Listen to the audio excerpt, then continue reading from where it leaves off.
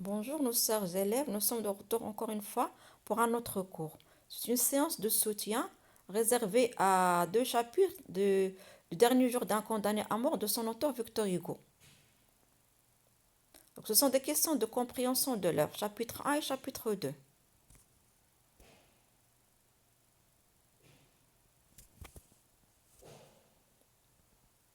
Chapitre 1. Première question. Où se passe la scène? La scène se passe à Bicêtre. À qui renvoie le jeu? Le jeu renvoie au narrateur, personnage principal, à savoir le condamné à mort. Que remplace le L dans le début du chapitre? Il remplace l'idée de la mort. Le narrateur parle de périodes de sa vie, lesquelles et par quoi est introduite chacune d'elles. Donc le narrateur parle de périodes de sa vie, la période passée qui est entamée plutôt qui commence par autrefois, c'était la belle vie, la liberté, le bonheur, les promenades. La vie actuelle qui commence par maintenant, c'est l'incarcération, l'emprisonnement, l'obsession de la peur et la peur de l'idée de la mort.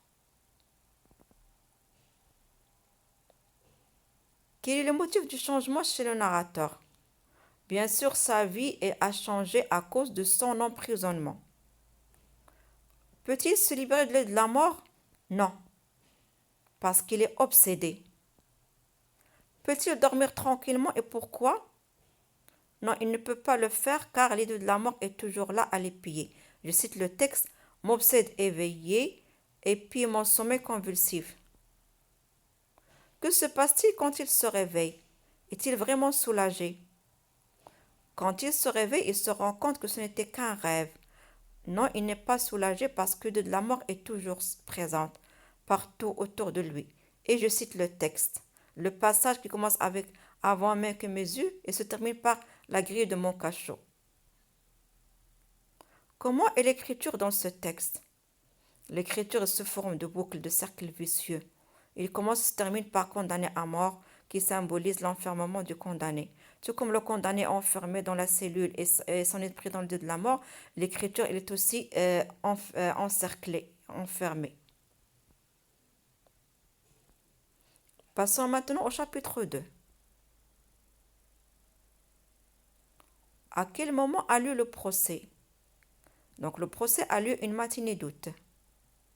Quelle description fit-il des assistants? Une nuée de spectateurs qui venaient s'abattre sur les bancs de la salle d'audience comme les corbeaux autour du cadavre. Pourquoi emploie-t-il le mot spectateur? Parce que ce sont des curieux qui sont venus le voir comme s'il s'agit d'un spectacle. Pouvait-il dormir? Donc les 2 premiers jours, il ne l'a pas fait de fatigue et d'ennui. Il l'a fait le 3e jour. Qu'est-ce qui prouve que son sommeil ce jour-là était profond?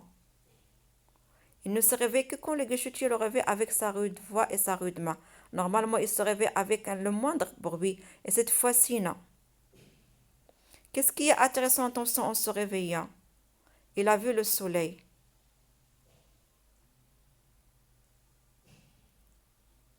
Pourquoi précisait-il il fait beau, j'aime le soleil? Parce qu'il y a longtemps qu'il ne l'a pas vu, et aussi parce qu'il avait un espoir. Le guichetier pensait-il la même chose que lui? Non, il lui répond peut-être, possible. Et le narrateur répète sa remarque. Par la suite, le guichetier lui répond que oui et le choque en lui rappelant qu'il était attendu. On vous attend. Quelle description fit-il de cela? Ce peu de mots comme le fil qui rompt tout cela me rejeta violemment dans la réalité. Je revis soudain la sombre salle des assises, le fer à cheval des juges chargés de haillons ensanglantés, les 3 rangs de témoins aux faces stupides, les 2 gendarmes. Bref, il se rappelle de la salle d'audience.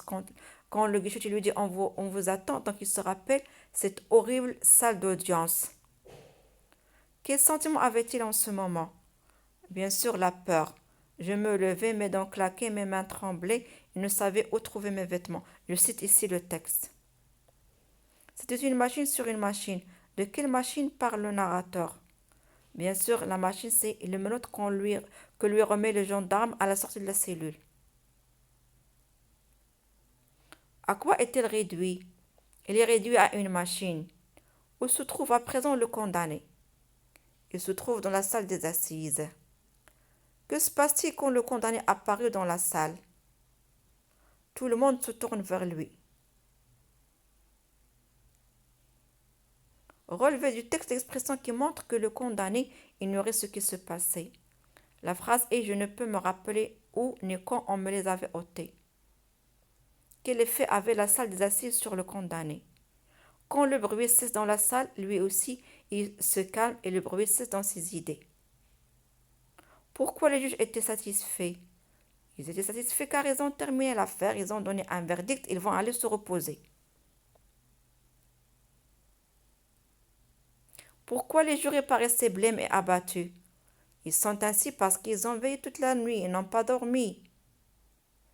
De quelle idée sinistre parle-t-il? L'idée sinistre est la mort. À quoi faisait penser tout ce qui se passait? Qu'il sera libéré.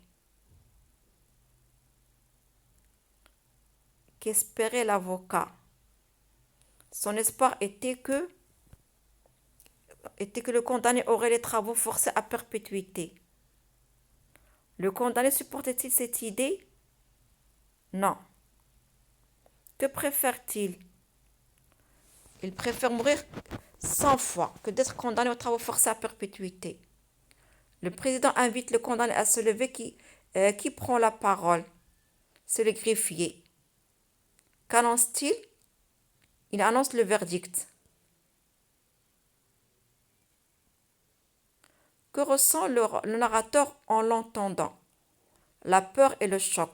Une sueur froide sortit de tous mes membres. Je m'appuyais au mur pour ne pas tomber. Le narrateur voulait-il que son avocat plaide, et pourquoi? Non, car il ne demandera que la peine qu'il avait déjà refusée, les travaux forcés à perpétuité. Comment était la foule? C'était une foule abondante, il y avait beaucoup d'hommes, de femmes et d'enfants. Pourquoi les yeux des passants étaient avides?